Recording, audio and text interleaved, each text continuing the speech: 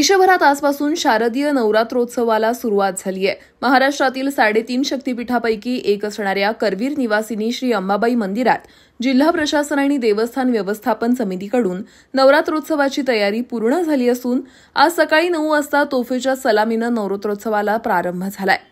नवरात्रोत्सवात 9 दिवसात करवीर निवासिनी अंबाबाई मंदिरात रोज देवीला वेगवेगळं रूप देण्यात येतं। करवीर निवासिनी श्री अंबाबाईच्या दर्शनाला लाखो भाविक देशभरातून येत असतात। यामुळे आज नवरात्रीच्या पहिल्याच दिवशी चक्क पहाटेपासूनच भक्तांच्या लांबच लांब रांगा लागल्या आहेत। आज दिनांक 3/10/1924 शारदीय नवरात्र उत्सव श्री करवीर निवासिनी महालक्ष्मीचा नवरात्र उत्सव आजपासून 9 दिवस चालू झालेला आहे। घटस्थापना करवीर निवासिनी घटस्थापना ही मुनीश्वर घराण्याचे हक्कदार पुजारी व आमचे खातेदार श्री शेखर व सौ स्मिता शेखर मुनीश्वर यांच्यामार्फत घटस्थापना झालेली असून नवरात्र उत्सव नवमीपर्यंत चालू राहणार आहे। 9 दिवसाच्या 9 विविध रंगातील पूजा या वेगवेगळ्या असून वेगवेगळ्या पूजा या त्या वेळेला सांगितल्या जाते। शारदीय नवरात्रोत्सव 2024 याची आपल्या देवस्थान समितीच्या वतीनं सर्व तयारी पूर्ण झालेली आहे आणि आताच सकाळी 8:30 वाजता तोफेच्या माध्यमातून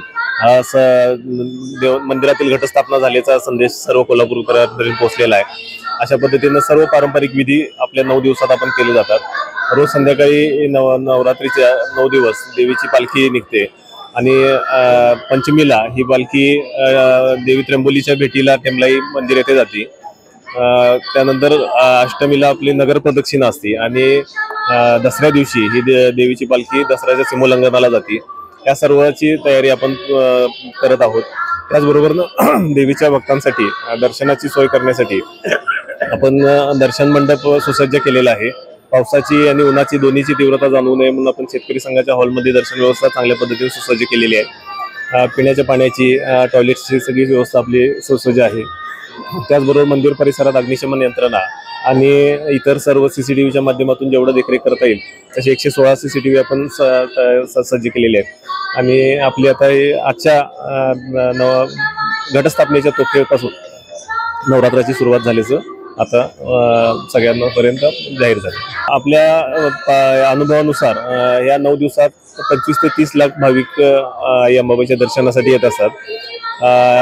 ठराविक दिवसात म्हणजे शुक्रवार असेल किंवा सुट्टीचे दिवस असतील, अष्टमी या दिवशी प्रचंड गर्दी होत असते। त्यामुळे दर्शनात सातत्य राहावं आणि सुरळीत राहावं यासाठी आपण त्या अंदाजानुसार प्रयत्नशील आहोत। भाविकांना एवढंच आवाहन करायचं आहे की आपले मौल्यवान दागिने त्याचबरोबर वृद्ध आणि लहान मुलांना घेऊन येताना आपण सर्व ती दक्षता बाळगावी जेणेकरून सुलभ दर्शन आपल्याला घेता येईल। आपण शक्यतो आपल्या पूर्ण पारंपरिक पद्धतीनं या सोहळ्यात भाग घेत असतो। त्यामुळं आपण प्रत्येक वेळी आवाहन करत असतो आणि प्लास्टिक सारखा घातक पदार्थ वापरू नये आणि मंदिराच्या परिसरात हे होऊ नये म्हणून आपण सातत्यानं आवाहन करत असतो।